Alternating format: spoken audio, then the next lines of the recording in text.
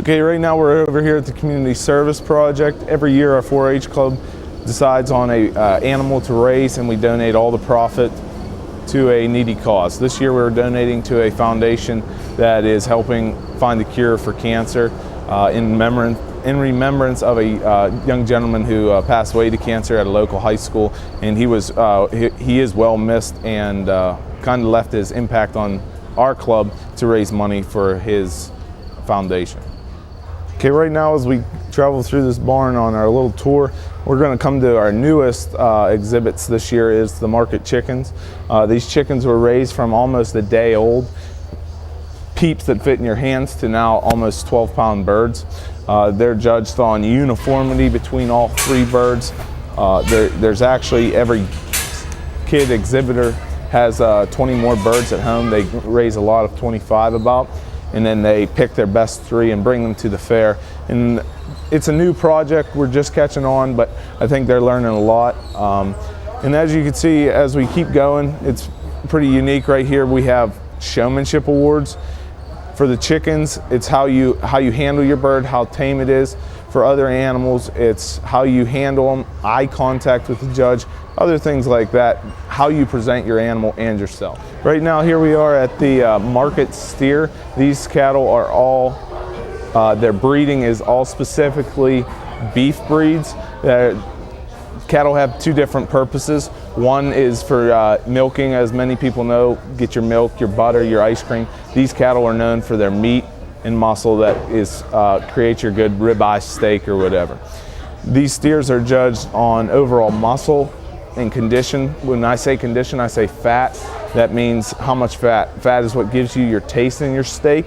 These cows here come in at the same time as all these other animals. They are fed actually fairly similar to sheep. They need a large amount of hay to continue that ruminant digestion. They eat a grain mix, usually consisting of your corn, your oats, your soybean, and your minerals.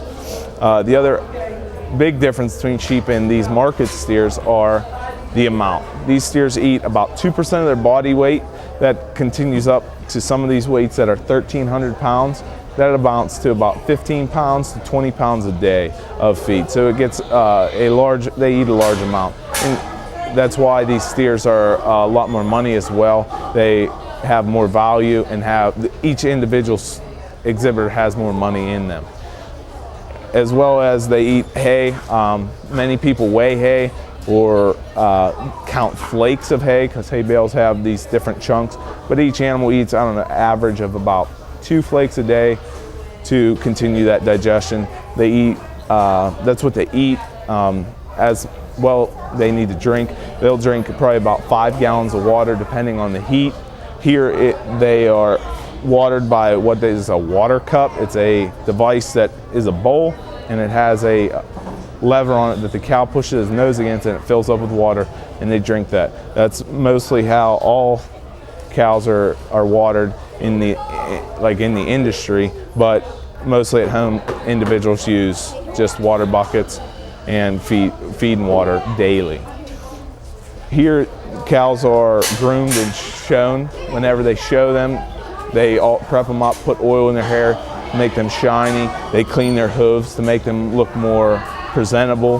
That's one more thing that is looked at in the show, is how well that animal is presented, all the work that's been put into it, and how well that individual knows that animal. Also, they are worked daily. Most are worked daily to grow hair because it adds eye appeal and overall just a softer, healthier animal. As I said before, there are 2 different types of cows: the dairy, which are producing milk, and beef, which are producing the meat for your steaks and such. Right now we're looking at dairy beef. These are dairy cows, bulls that have been castrated and fed out, because after all animals have a place in this world and a use, instead of just being thrown out on grass and being someone's friend. These are calves that have been raised up on milk, on your regular hay and grain, to get to almost the size of the larger beef breeds, but they're dairy cows, so they don't have the meat and muscling, but they have a unique flavor when they're cooked right.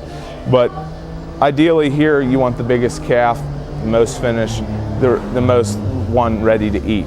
These guys are probably the most uniquely colored as well. They come in, you can see here, red and white. There's black and white. Also, there's some solid, like cream colored calves that could be brought in and shown. So you can see there's a variety, but they're really not much different than the beef breeds other than overall shape. They have the same inside, they're the rumen, the digestion, they eat the same, almost act the same, just overall that aren't as meat and muscle and don't produce as much. They're just kind of being used for a purpose because they're not the dairy quality that they would use in the industry. This one here is the grand champion because it was the biggest, the most finished, and the most ready to go. Also, he's a really tall, but he still has a lot of meat and muscle to him. Okay, here we are as we conclude our tour, and as you've heard me so far today, I've been saying a lot about 4-H. 4-H is a nationwide program, just like Boy Scouts, Boys and Girls Clubs of America, but it's more agriculture and allows many individuals to have the opportunity to experience agriculture.